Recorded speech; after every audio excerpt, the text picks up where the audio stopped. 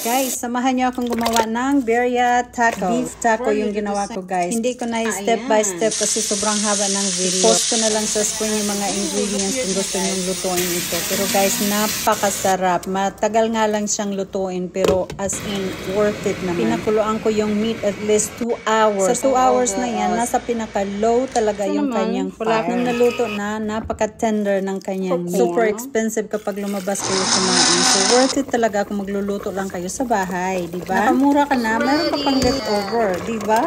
Ang ginagawa ko, chine-check ko nung chine-check yung pinapakuluan kong meat kasi para hindi siya maubusan ng tubig. Tubig nga lang pala yung ginamit ko dyan sa pagpapakulo ng meat na yan. Tapos, naglagay na lang ako dyan ng pepper, garlic, tomatoes, onions, beef broth. Hanggang sa naluto na. Ito na guys, yung aking finished product. Ngayon, ilalagay ko na siya sa taco shell. Nag-brush na rin ako dyan ng sauce sa taco shell galing ng sauce sa meat. Toast ko lang yung magkabila at maglalagay pa rin ako dyan ng sauce. At saka ko palang ilalagay yung aking cheese. Mas masarap kasi guys yung melted cheese dyan. So ayan, malapit na kami kumain at ako'y gutom na. Isusunod ko naman dyan yung aking meat. Guys, optional ito kung gusto nyo ng sour cream. Ako mahilig ako sa sour cream. So ayan.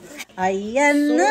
Guys, kung mahilig kayo magluto, try nyo ito as in napakasarap. Thank you guys for watching.